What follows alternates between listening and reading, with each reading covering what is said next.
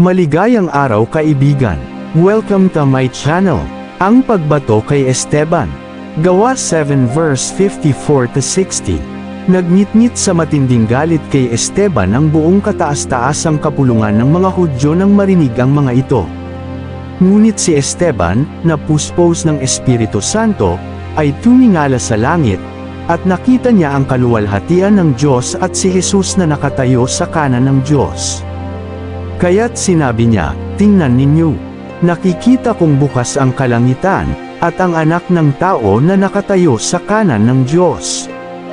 Tinagpan nila ang kanilang mga tainga at nagsigawan. Pagkatapos, sabay-sabay nilang sinugod si Esteban at kinalagkad siya palabas ng lungsod upang batuhin. Inilagay ng mga saksi ang kanilang mga balabal sa paanan ng isang binatang nagngangalang Saulo.